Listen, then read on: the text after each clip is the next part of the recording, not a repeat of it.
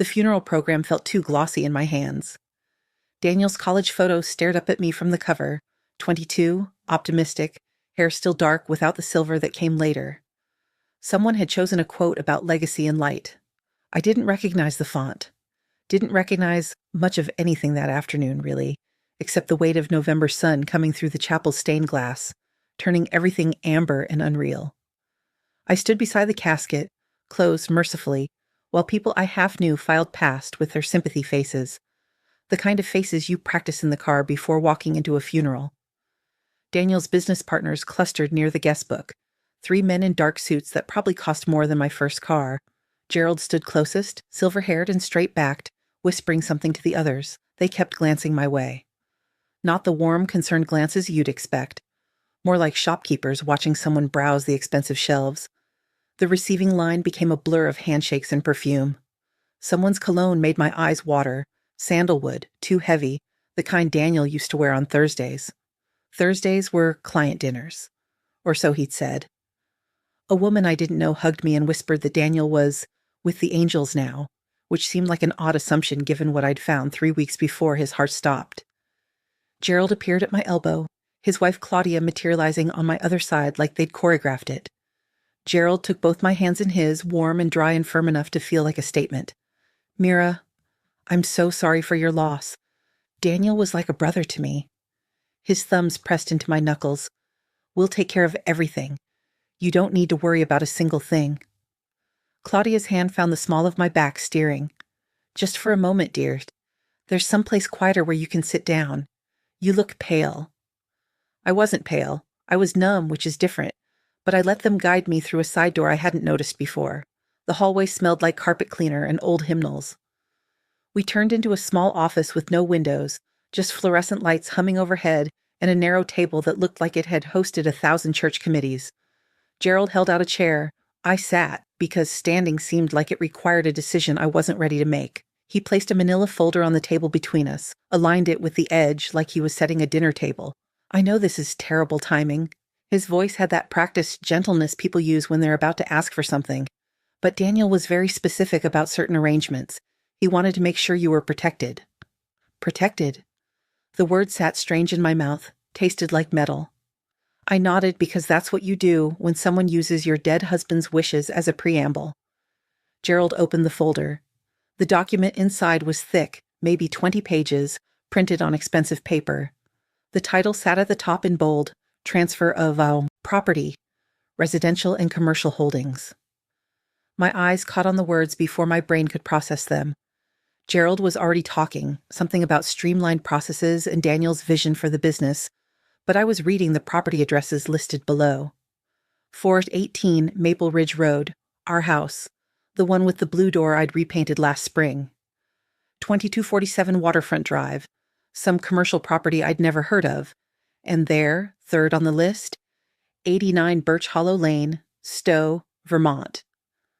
My grandmother's cabin, the one she'd left to me when I was 19, title in my name alone, 4 years before I'd even met Daniel.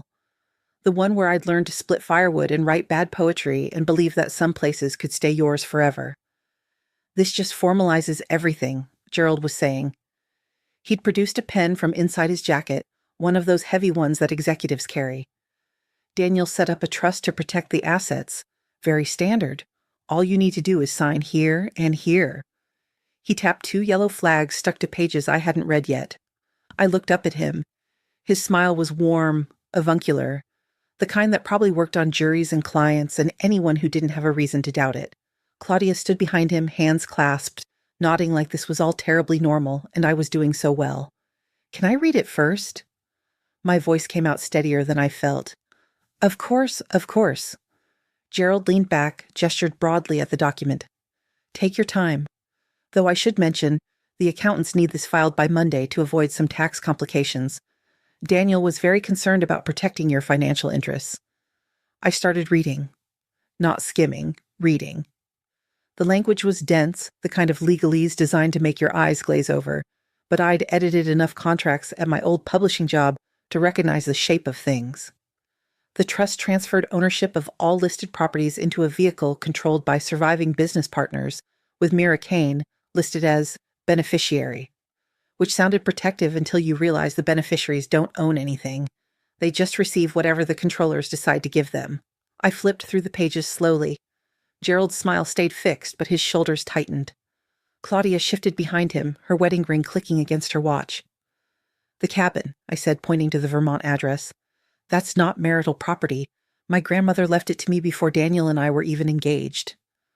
Right. Gerald's nod was too quick. "But since you're married, it's simpler to include everything under one umbrella. For estate purposes. Very standard."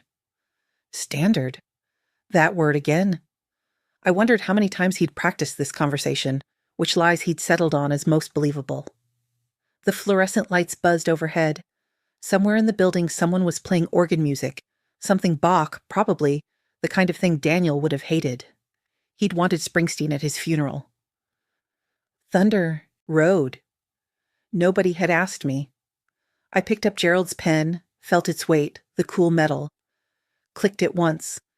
His posture relaxed, just slightly. Claudia's hand moved to his shoulder.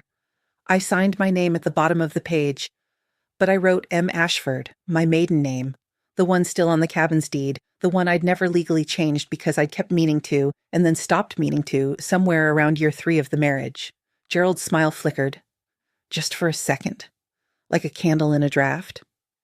"You signed..." "My legal name," I said. I folded the carbon copy, unsigned, I noticed, still blank where Gerald's signature should have been, and tucked it into my purse. The name on the Vermont property. Wouldn't want any confusion.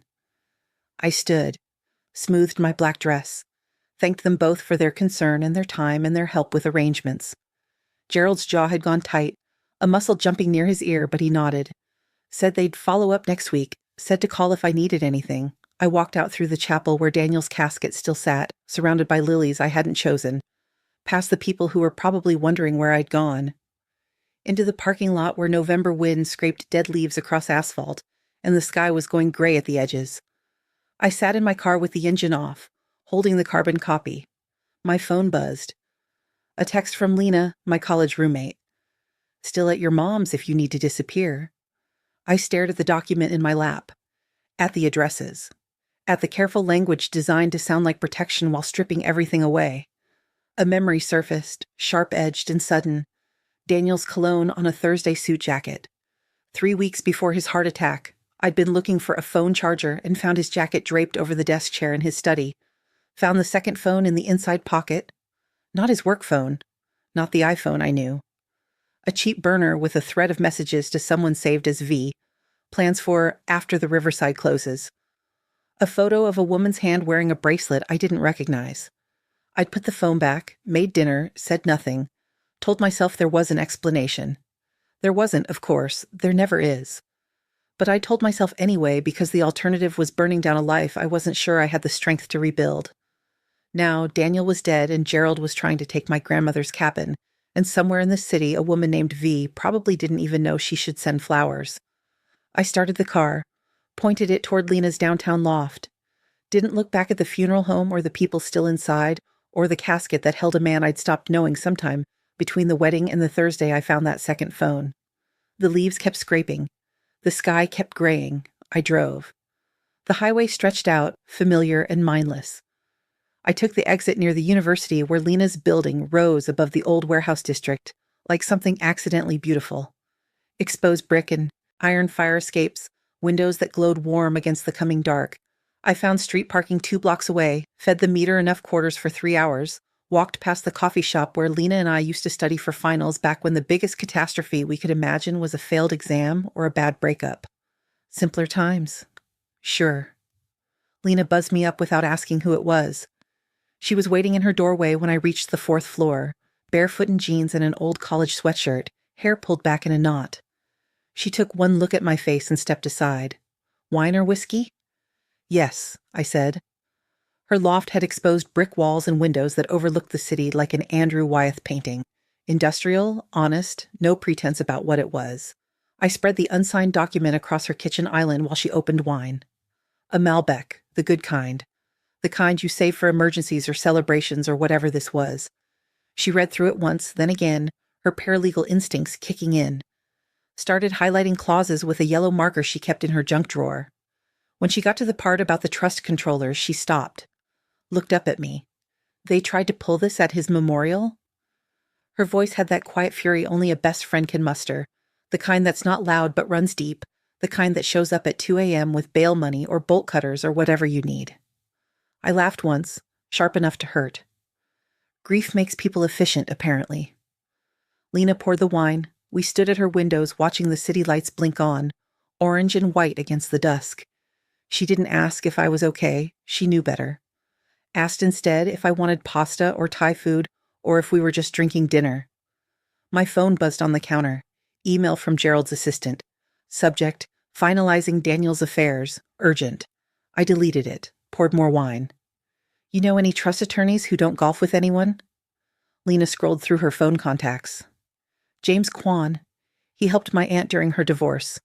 Zero tolerance for nonsense. Doesn't even own golf shoes. Perfect. She texted me his office number. We ordered Thai food. Sat on her couch eating pad Thai from the containers while some documentary about penguins played on mute. Neither of us watched it. I told her about the second phone, about V, about the Thursday nights when Daniel came home smelling like expensive wine and someone else's perfume. She listened without interrupting, without offering platitudes, just nodding in the places that needed witnessing. You were waiting, she said finally, for the right time to confront him. I guess. I twisted my wedding band, felt the ridge of it against my knuckle. Or maybe I was just waiting to care enough to do something about it. That landed between us, true and ugly. Lena refilled my wine. When did you stop loving him? She asked. Not accusatory, just curious, the way you'd ask about weather patterns or migration routes. I thought about it, tried to pinpoint the exact moment, the specific conversation or betrayal or disappointment that had severed whatever connection we'd had. But it wasn't like that. It was erosion.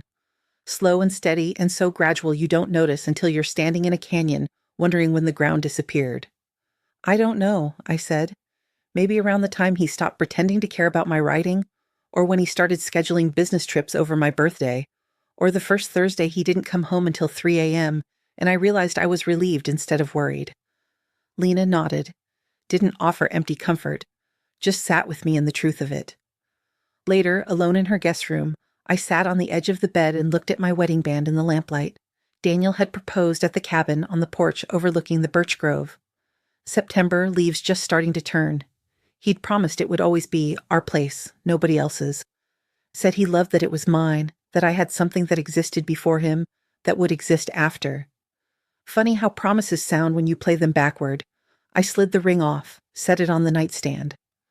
My finger felt lighter. Strange. Like a word you say too many times until it stops meaning anything. The guest room walls were decorated with Lena's photographs, black and white shots of the city at odd hours, empty streets and rain-slicked pavement, light doing interesting things in corners nobody usually looked at. She had an eye for the overlooked, the forgotten. Maybe that's why we'd stayed friends. She saw things other people missed. I lay down without changing out of my funeral dress. Stared at the ceiling and listened to the city sounds through the window, distant sirens, someone's bass line thumping, the hydraulic sigh of a bus stopping at the corner. Urban lullaby. I fell asleep thinking about the cabin, about the way morning light came through the pines, about my grandmother's hands teaching me to split kindling. Morning came cold and clear. I met James Kwan at a coffee shop near his office, a place with mismatched furniture and baristas who looked like they wrote poetry between espresso pulls. I ordered a cortado, sat by the window watching a couple at the next table share a muffin, leaning into each other like gravity was optional. I wondered when I stopped noticing that Daniel didn't come home for dinner anymore. When Thursday nights became Friday mornings became working late, became a marriage held together by silence and shared real estate. James arrived exactly on time, wearing a suit that had seen real work and carrying a leather bag scarred with age. Mid-40s, kind eyes, the face of someone who'd heard every version of every lie. We shook hands. He ordered black coffee. We got down to it. I showed him the document, told him about the memorial, about Gerald's urgency, about my maiden name signature. He read through everything twice, making notes on a yellow legal pad, his handwriting surprisingly neat. When he finished, he looked up. Good instinct, signing with Ashford. This wouldn't have held up anyway, but it would have tied you up in court for months. Cost you more in legal fees than the properties are worth. That was the point, I said. Usually is.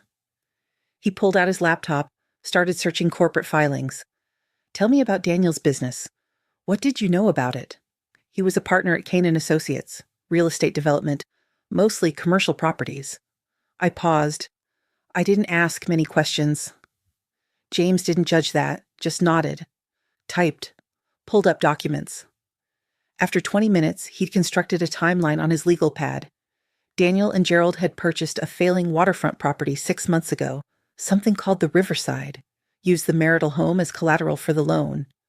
My signature nowhere on the paperwork, which meant either Daniel had forged it or exploited some legal loophole I didn't understand yet. This contact in his phone, James said, V, you have a last name? No, just messages about after the Riverside closes. More typing. James pulled up the property records for 20Q47 Waterfront Drive.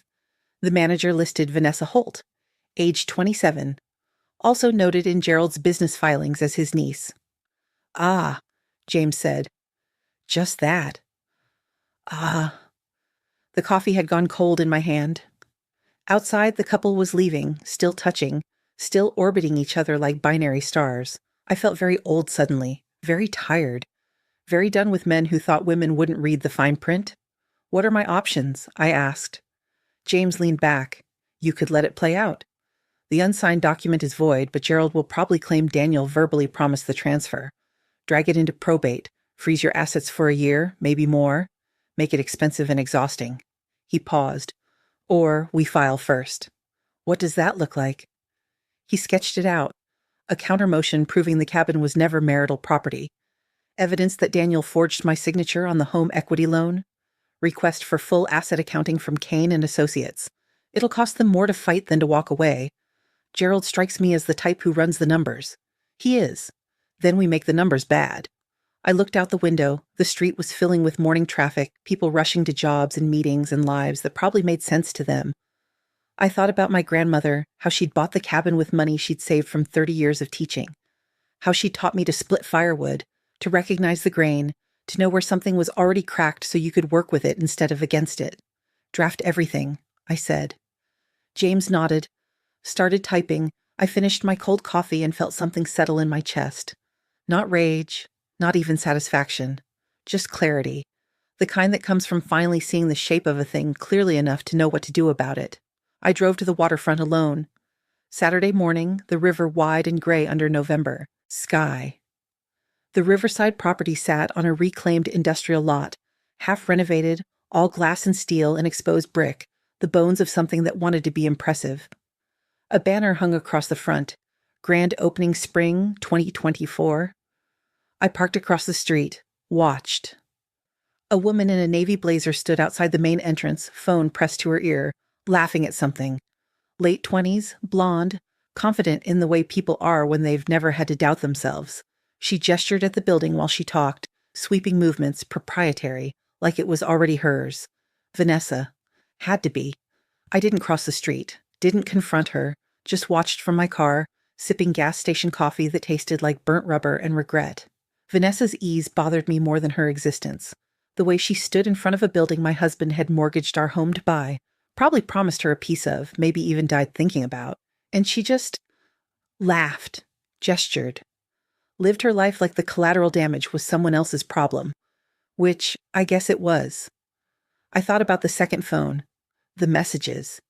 Can't wait to show you the new tile samples. Tuesday night? Gerald says we're ahead of schedule. The intimacy of planning, of building something together, of late-night texts about grout colors and grand openings. Had Daniel loved her? Or had he just loved the idea of starting over with someone who didn't know all the ways he'd failed the first time? The coffee had gone cold. Vanessa ended her call, disappeared inside the building. I sat there another 20 minutes, watching workers carry lumber through the entrance, watching the river flow past, indifferent and constant. A memory surfaced, the cabin, 2 summers ago. Daniel suggesting we sell it. We never use it anymore, Mira. It's just sitting there accumulating property taxes. I'd refused, felt his irritation like weather changing, that subtle shift in air pressure before a storm. He didn't bring it up again. But I'd noticed him watching me afterward whenever I mentioned Vermont, whenever I talked about going up there to write. He'd been calculating even then, figuring out what I wouldn't give up, what he'd have to take. I drove away from the riverside, pointed the car toward nowhere in particular, ended up at the river walk, sat on a bench with a new cup of coffee, watching the current move south, carrying leaves and debris and everything that didn't hold on tight enough. My phone rang. James. "Quick question," he said. "If you do nothing, just let this play out in probate, what happens?" Everything freezes. Gerald claims Daniel promised him the properties. It goes to court. I spend a year and $50,000 proving he's lying. Right. And if we file first, we do the same thing, but faster and cheaper, and we control the narrative. James was quiet for a moment. I could hear him breathing, thinking. There's a third option. We offer a settlement. Gerald keeps the riverside and walks away from everything else, including the cabin, including any claim on the house. He gets what he wanted. He gets what he thinks he wanted, but he doesn't get to drag you through probate, doesn't get to tell himself he won by beating you. He just goes away. I watched a duck land on the river, sending out ripples in perfect circles. How long do I have to decide? We're filing the counter-motion Monday regardless. Keeps the pressure on, but if you want to offer settlement, we do it Tuesday, after he's had a chance to see how expensive this could get. Do it, I said. File Monday. We'll see how he reacts. I hung up, sat there while the coffee went cold again and the sky went from gray to darker gray, and somewhere in the city, Gerald was probably having a very different Saturday than he'd planned. The duck paddled upstream, fighting the current, made it about 10 feet before giving up, letting the water carry it back. Tried again. Same result. Third time it just floated, rode the current south, disappeared around a bend. Smart duck. 1 week later, I sat in James's office initialing pages. Counter motion, asset disclosure request, demand for accounting, evidence attachments showing the cabin's premarital title, the forged signature on the home equity loan, the timeline of Daniel's relationship with Vanessa. 23 pages total, my hand cramped by page 15. James handed me water. Gerald's attorney already called. Twice. Used the word flustered. I smiled, didn't say anything. Kept signing. The settlement offer went out Tuesday morning. By Wednesday, Gerald's attorney had responded requesting a meeting to discuss amicably.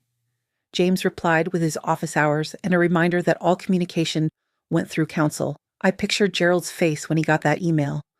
Didn't feel guilty. The meeting happened Friday. Conference room on the 11th floor of a building that probably cost more per square foot than my yearly salary. Gerald sat across from me with his attorney, a thin man with wire-rimmed glasses and a nervous habit of clicking his pen. Vanessa wasn't there? Interesting. Gerald tried warmth first, leaned forward, hands clasped. Mira, we're family. Daniel would have wanted us to work together on this. James cut in before I could respond. Mr. Holt, we're here to discuss settlement terms, not invoke family bonds. My client has provided substantial evidence of fraud in the property transfers. We can proceed to litigation, or we can resolve this efficiently. Your choice. Gerald's attorney cleared his throat. Our position is that Mr. Kane had verbal agreements. That can't be verified, James said, while my client has documentary evidence, including the premarital deed to the Vermont property, which your client attempted to transfer without legal authority. They went back and forth like that for 20 minutes. Legal chess. Finally, Gerald's attorney suggested settlement. Kane and Associates retains the Riverside property and all associated business assets. Mira retains the marital home, the Vermont cabin, and Daniel's life insurance proceeds. It was what I'd wanted anyway, what James and I had planned. But Gerald framed it like a concession, like he was being generous, allowing me to keep what was already mine. I watched him perform magnanimity, straighten his shoulders, offer a sad smile, like this was all terribly difficult for him too. Agreed, I said. We shook hands. His palm was dry, grip firm. He looked me in the eye and said, I hope we can put this behind us. I nodded. Didn't promise anything. In the elevator afterward, James said, You could have pushed for half the Riverside, made a case for marital asset. I watched the floor numbers descend. I don't want anything that needs me to remember him. James didn't argue. The paperwork finalized over the next 3 weeks. Estate closed. Cabin deed transferred entirely into my name. M. Ashford, No attachments, no trust, no partners with controlling interests. A box arrived from Gerald's office marked personal effects. Inside, Daniel's cufflinks, his watch, the second phone wiped clean to factory settings. I kept the phone. Not for evidence, not even for anger. Just as a reminder that I trusted my instinct when it mattered, that I'd read the fine print while everyone assumed I wouldn't, that I'd signed my real name in a room designed to make me sign theirs. The cufflinks I donated, the watch I didn't open. My apartment felt different now, lighter. I'd moved out of the house with the blue door, let the estate lawyers handle selling it. Took only what fit in my car: books, clothes, my grandmother's quilt, the unfinished manuscript I started at the cabin 7 years ago. The rest was just furniture, just stuff, just the accumulation of a life I didn't live anymore. Lena helped me move into a smaller place downtown. Second floor, big windows, room for a desk. We ordered pizza and drank cheap wine and didn't talk about Daniel or Gerald or any of it. Just unpacked boxes and argued about whether my bookshelf looked better by the window or the wall. "Window," Lena said. "You need the light." She was right. She usually was. That night, alone in the new apartment, I opened the manuscript. Read through pages I'd written when I was 27 and thought I knew what stories were. Found Daniel's notes in the margins from back when he'd still pretended to care about my writing. Too internal. Where's the plot? Readers need stakes. I took a red pen and crossed them all out. Not angry, not even defiant, just reclaiming the margins. Making space for my own thoughts again. Started a new page. First line: "The trick to splitting wood is knowing where it's already cracked." My grandmother had taught me that. Taught me to read the grain, to see the fault lines, to understand that everything breaks eventually and the skill isn't preventing it. It's knowing where to apply pressure so it breaks clean. I wrote until midnight, until my hand cramped. Until the story started to feel like something again. Outside, the city hummed. Cars and sirens and the distant sound of someone's music playing too loud. Life, continuing, indifferent, constant. I saved the document, closed my laptop, looked around the apartment, bare walls, boxes still half unpacked, nothing that belonged to anyone but me. It felt like enough. It felt like a start. The apartment became mine in increments. First the books found their shelves, alphabetized by author the way I'd always wanted but Daniel had called obsessive. Then the kitchen, my grandmother's cast iron skillet on the stove, coffee mugs that actually fit my hands, no matching sets of anything because matching implied coordination with someone else's taste. I hung curtains I'd picked out alone, soft linen that filtered morning light into something gentle. No compromise, no asking if someone else liked them first. December came quiet and cold. The city dressed itself in holiday lights I mostly ignored. Lena dragged me to exactly one office party at her firm, where I drank champagne and made small talk with strangers who didn't know I was recently widowed, recently betrayed, recently free. It felt good to be anonymous. To answer, "What do you do?" with, "I'm a writer," instead of, "I used to work in publishing but gave it up when my husband's career took off." Used to. Gave up. Past tense felt like victory. I wrote every morning before the city fully woke. The manuscript grew in pieces, some days a paragraph, some days 3 pages, that poured out like something breaking open. I didn't show it to anyone, didn't explain it. Just wrote. James called on a Tuesday. "Settlements recorded, you're officially done with Gerald and Company." "Good." "You sound different," he said. "Different how?" "Lighter, like you're not carrying something anymore."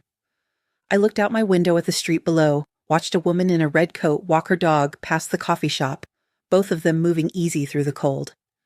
"Yeah," I said. "I guess I'm not." We hung up. I made more coffee, went back to the manuscript. The cabin sat in the back of my mind like an unopened letter.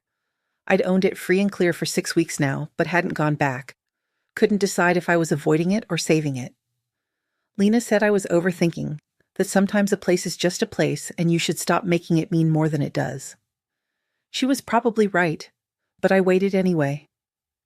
January arrived with snow that turned the city into something softer, quieter.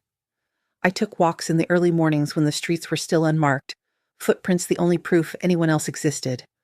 My phone stayed silent most days. No urgent emails, no meetings, no husband's schedule dictating my own. Just time, stretching out in all directions, mine to fill or waste as I chose. On a Thursday, because of course it was a Thursday, I packed a bag and pointed my car north toward Vermont. No plan, no itinerary. Just the sudden, sharp need to see the cabin, to walk through the doors myself, alone, without the weight of Daniel's broken promises or Gerald's grasping hands or any of it. The drive took 4 hours through landscape that grew progressively whiter, emptier, more itself.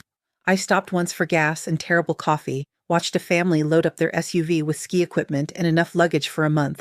The kids were fighting about something. The parents looked tired. I felt a small, surprising gratitude that I didn't have to negotiate anyone else's needs, didn't have to perform togetherness for the sake of some family portrait nobody really wanted. I got back in my car, drove. The cabin appeared around a bend in the road the way it always had, sudden, inevitable, exactly where I'd left it. 2 stories of dark wood and stone chimney, windows that caught the afternoon light and threw it back. Snow covered the porch, the roof, the wood pile I'd stacked 2 summers ago and never used. Everything looked smaller than I remembered, or maybe I was just used to seeing it through Daniel's disappointment, his insistence that we sell, that we let go, that we move on to something more valuable. More valuable, right. I parked in the drive, sat for a moment with the engine running, heat blasting, trying to remember the last time I'd been here alone. Before Daniel, probably. Before I'd learned to see places through someone else's eyes, to calculate whether they'd approve before deciding if I did. The key still worked. The door still stuck in the same place, swollen from years of humidity and winter. I shouldered it open and stepped into cold that smelled like pine and dust, and time stopped. Every surface wore a fine layer of stillness. The furniture sat exactly where my grandmother had left it. The plaid couch, the rocking chair, the braided rug that had been old when I was young. I dropped my bag by the door, walked through rooms I knew by heart. The kitchen with its farmhouse sink and the countertop that burned my palm the summer I was 12 and didn't know cast iron stayed hot. The loft bedroom where I'd spent whole weeks reading novels and convincing myself I'd write one someday. The back porch where Daniel had proposed and I'd said yes, because I'd believed in promises then, believed that love could stay simple if you just held on tight enough. Wrong on both counts. But I was learning. I built a fire in the wood stove, my grandmother's lessons coming back like muscle memory. Kindling first, arranged in a loose pile with space for air, larger pieces on top, positioned so they'd catch without smothering. 1 match. I watched the flame take, spread, settle into warmth that pushed back the cold inch by inch. While the cabin warmed, I walked down to the lake, the trail I'd run 1,000 times, past the birch grove and the boulder that looked like a sleeping bear and the clearing where I'd once seen a moose at dawn. Snow crunched under my boots. My breath came out in clouds. Everything was so quiet I could hear my own heartbeat, the blood moving through my veins, the sound of being alive and alone and okay with it. The lake stretched out frozen and white, surfaced like hammered silver under thin winter sun. I stood on the dock, snow-covered, probably unsafe, and looked out at the expanse of it, remembered my grandmother bringing me here when I was 8, after my parents' divorce, when I couldn't stop asking why people promised forever if they didn't mean it. Water doesn't lie, she'd said, pointing at the lake's surface reflecting sky and trees and us standing there. It just shows you what's there. Sometimes what's there is beautiful, sometimes it's not. But it's always true. I hadn't understood then. Thought she was talking about reflections, about surfaces. But standing there now, 34 and finally honest, I got it. The lake didn't pretend to be anything but itself. Didn't perform, didn't calculate whether you'd stay if it showed you the cold, the depth, the dark places underneath. It just was. And you could stay or go, but the lake wasn't going to change to keep you. I stayed until my fingers went numb.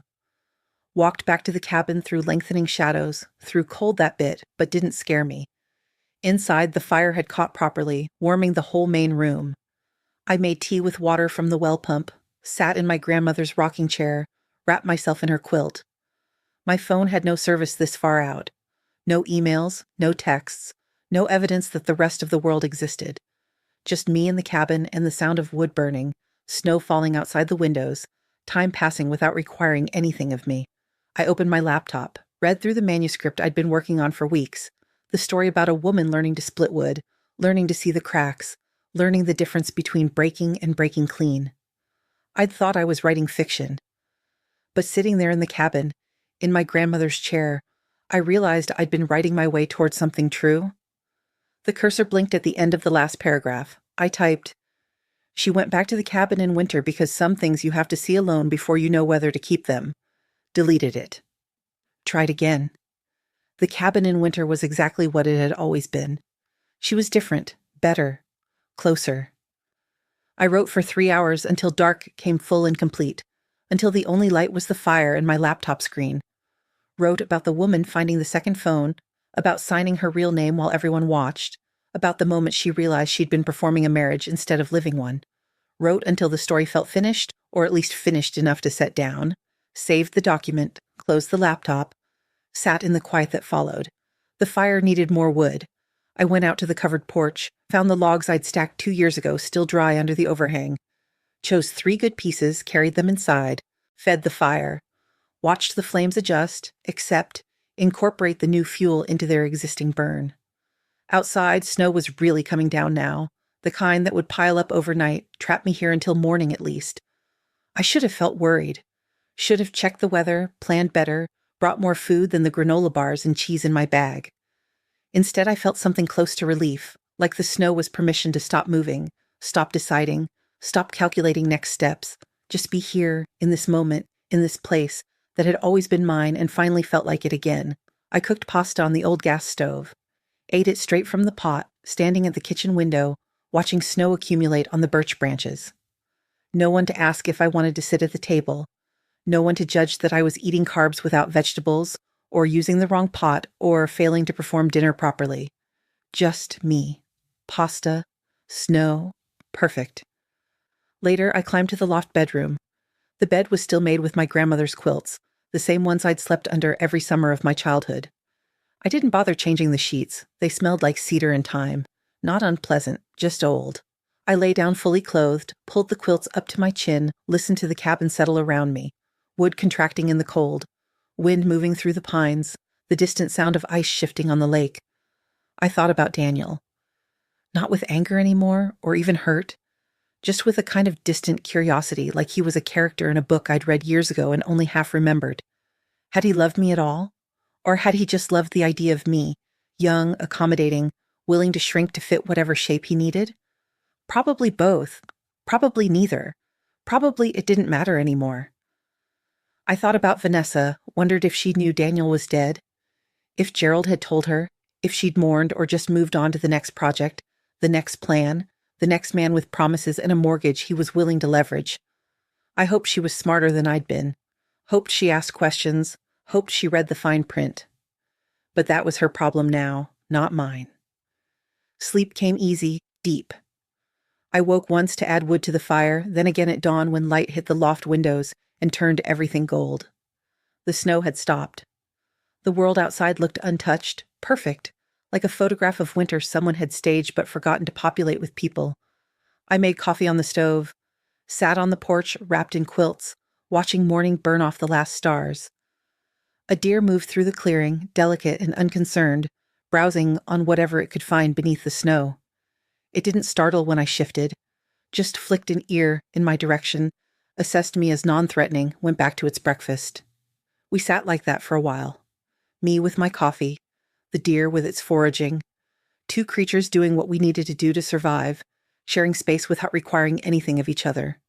Eventually it moved off into the trees. I watched until I couldn't see it anymore, until it was just forest and snow and the implication of life continuing somewhere out of sight. My phone came back to life when I drove close enough to town to catch a signal. Messages piled up, Lena checking in, James confirming some final paperwork, a reminder about a dentist appointment I'd scheduled weeks ago and forgotten. Normal life, waiting for me back in the city, asking nothing more complicated than whether I wanted to return to it. I did. But different than before, returning because I chose to, not because someone else's life required my presence. Returning with the cabin solid in my mind, a place I could always come back to, a reminder that some things stay yours if you're willing to fight for them quietly, firmly, without apology. I stopped at the general store in town, bought supplies for the cabin, coffee, matches, canned soup, batteries for the flashlights. The woman at the register was maybe 70, weathered and sharp-eyed, the kind who'd probably lived here her whole life and had opinions about everyone who hadn't. "Haven't seen you in a while," she said, ringing up my purchases. "No, it's been a couple years." Place still standing? Still standing. She nodded approval. Good bones, that cabin. Your grandmother knew what she was doing when she bought it. She did. You keeping it? The question sat there, simple and enormous. Was I keeping it? The cabin that Gerald had tried to take, that Daniel had wanted to sell, that represented every version of myself I'd been before I learned to sign my real name? Yes, I said. I'm keeping it. The woman smiled, handed me my change. Good. Too many people these days don't know what's worth holding on to. I drove back to the city as the sun angled toward afternoon, landscape shifting from white wilderness to highway to suburbs, to the familiar grid of streets that meant home, or what passed for home now, the apartment, the desk, the manuscript, the life I was building in pieces, one choice at a time without permission or approval from anyone but myself.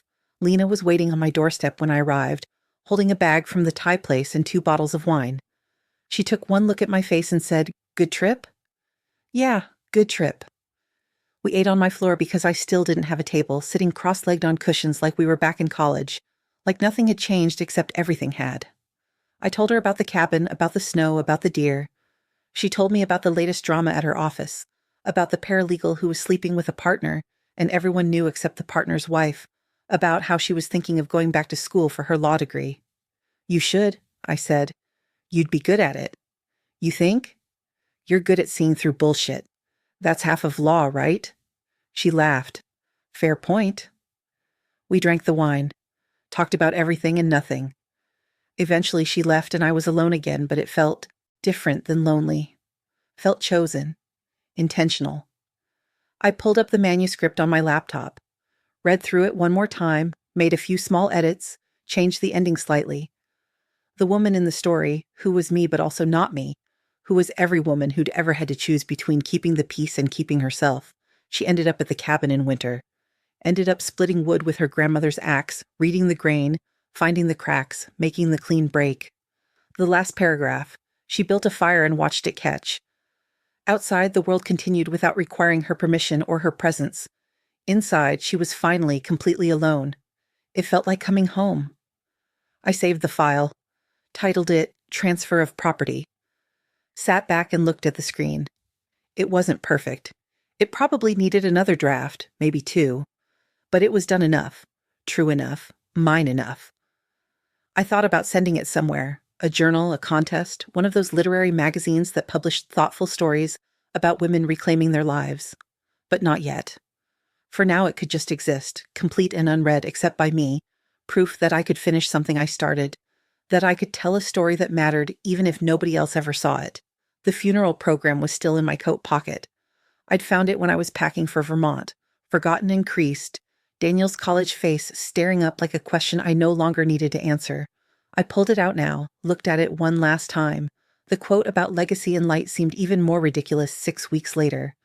Daniel's legacy was a half-finished commercial property and a woman who'd almost lost her grandmother's cabin. The light was just November sun through stained glass. Nothing mystical, nothing meaningful. I opened the wood stove, tossed the program in, watched the glossy paper catch and curl, Daniel's face disappearing into ash and heat. Didn't feel guilty, didn't feel triumphant, just felt finished. The finches started up outside my window, winter birds looking for food, calling to each other in sharp bursts. I opened the window despite the cold, let in the sound of them, the city underneath, the wind moving through the buildings. My coffee had gone cold. I made fresh, stood at the window drinking it, watching the street below wake up properly. A man walking 3 dogs, a kid on a skateboard ignoring the cold. Life continuing, requiring nothing from me but my presence in it. I thought about the moment in Gerald's conference room when I'd agreed to the settlement, when I could have pushed for more, half the Riverside damages, revenge dressed up as justice. James had been right that I could have fought harder, could have made Gerald pay in ways that would have felt satisfying for about 5 minutes. But I'd chosen clean over complicated. Chosen to walk away with what was mine instead of fighting for what wasn't. Chosen to let Daniel's legacy be Gerald's problem, Vanessa's problem, anyone's problem but mine. That felt like winning. Not the loud kind, the quiet kind. The kind that let you sleep at night and wake up without a list of people you needed to defeat. My phone buzzed. Lena. Dinner Friday? There's someone I want you to meet. I smiled. Typed back. Friend or setup? Both. She's funny. You'll like her. I considered it.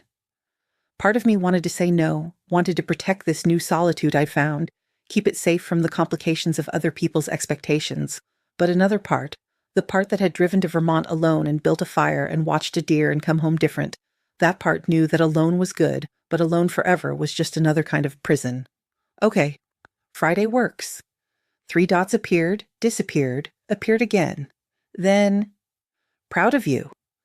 I set the phone down. Looked around the apartment, my books, my desk, my grandmother's quilt draped over the couch, my space. Looked at the manuscript file still open on my laptop, cursor blinking at the end like it was waiting for what came next. What came next was this. I finished my coffee. I showered. I got dressed. I walked to the corner store and bought groceries, real ones, the kind you cook into meals, not just granola bars and cheese. I came home and put them away in cabinets that held only my choices, my preferences, my food. I sat down at my desk, opened a new document, started a new story, this one about a paralegal who goes back to school and a lawyer who doesn't golf, and how sometimes justice looks less like a courtroom and more like 2 people making the numbers bad for someone who deserved it. I wrote for 3 hours, didn't check the clock, didn't count words, just wrote. Outside, the city hummed its constant song. Inside, I was warm and alone and choosing every single thing about my life. The manuscript grew. The afternoon passed. The finches kept calling. I thought about the cabin sitting empty in Vermont, snow on the roof, firewood stacked under the porch, waiting for whenever I needed it next. Thought about my grandmother teaching me to read the grain, to find the cracks, to split wood clean. Thought about Daniel's face disappearing into ash. Thought about signing my real name while everyone watched and no one understood what I was doing until it was already done. Thought about mornings like this one, stretching out in all directions, mine to fill however I wanted. I saved the document, made more coffee, kept writing. It felt like enough. It felt like everything. The weeks folded into each other, softening at the edges. February came with that particular kind of cold that makes you forget summer ever existed. I kept writing, mornings mostly, before the city demanded anything, before my mind could talk me out of whatever truth wanted to come through the keyboard. The manuscript about the paralegal turned into something longer than I'd planned. A novella, maybe. I didn't outline it, didn't force it, just followed the thread of the story wherever it wanted to go, trusting. That structure would emerge if I stayed honest enough. Lena's friend turned out to be a photographer named Rachel. Dinner Friday became coffee. Saturday became a standing Tuesday lunch where we'd meet at the same cafe and talk about art and failure and the specific loneliness of creative work that nobody pays you for, but you can't stop doing anyway. She didn't ask about my marriage, didn't pry, just accepted the version of me that showed up, the one who was figuring things out, who laughed easier than she used to, who could sit with silence without needing to fill it. You're different than Lena described, Rachel said one afternoon, both of us nursing cappuccinos that had gone lukewarm. Different how? Lighter. She made it sound like you were barely holding it together. I thought about that, about the version of myself that Lena had known back in November, grief-shocked, angry, navigating Gerald's games while trying not to fall apart. I was barely holding it together, I said. I'm just holding different things now. Rachel nodded like that made perfect sense. What are you holding? Myself, mostly. My own weight. Turns out it's easier when you're not also carrying someone else's lies. She raised her cup. To carrying less shit. We clinked ceramic, drank cold coffee. It was enough. March arrived with false promises of spring. A warm day here, a melting afternoon there, enough to make you believe winter might actually end. I started running again, something I'd given up somewhere in the middle of my marriage, when Daniel made comments about my knees, my form, my reasons for needing to be outside alone. Now I ran without tracking pace or distance, just moving through the city in the early mornings, when everything was still shadow and possibility. My body remembered how to do this, the rhythm of breath and footfall, the way thoughts organize themselves differently when you were in motion. I worked through plot problems while running, figured out character motivations, untangled sentences that had been snarled on the page. Sometimes I ran past the old house, the one with the blue door I'd repainted. New people lived there now. I could see different curtains in the windows, a bike on the porch that wasn't ours. I felt nothing looking at it. No nostalgia, no regret. Just the mild interest you'd have in any building that used to mean something and didn't anymore. One morning I ran all the way to the waterfront. Found myself standing across from the riverside, now fully renovated, lit up with signs advertising premier event space, now booking weddings. The banner was different. Professional. The building looked complete, impressive even. All that glass, catching the sunrise and throwing it back in shades of gold and pink. I wondered if Vanessa was inside, if she ever thought about Daniel.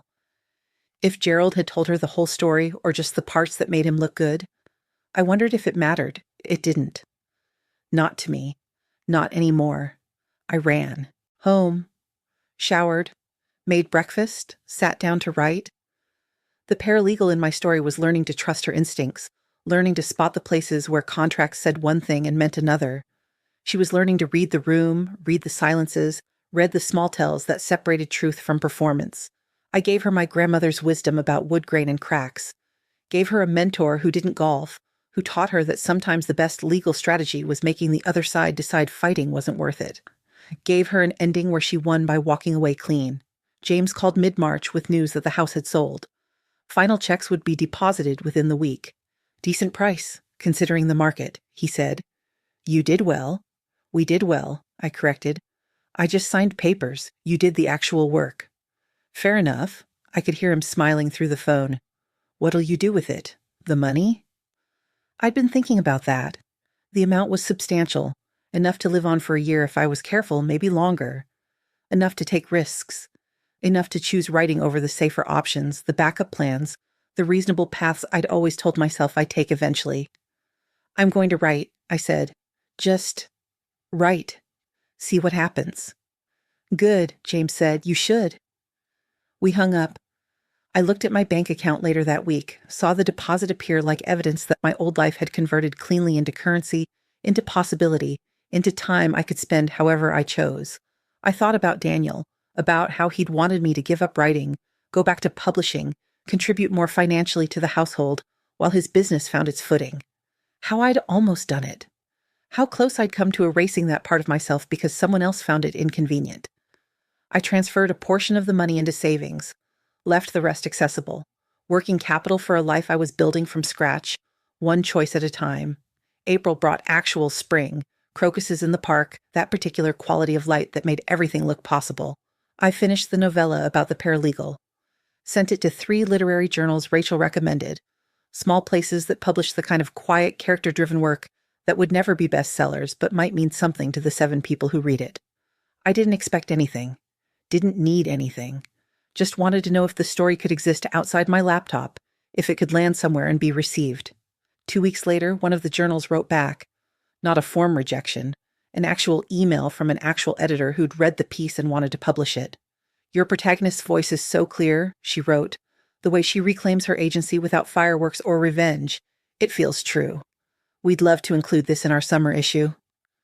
I read the email 3 times, forwarded it to Lena and Rachel, allowed myself 30 seconds of pure, uncomplicated joy before the doubt crept in, before I started second-guessing whether the story was actually good or if the editor was just being kind. Then I shut down the doubt, wrote back, yes, thank you, I'd be honored. Closed my laptop, stood at my window looking out at the city that had held me through the worst of it.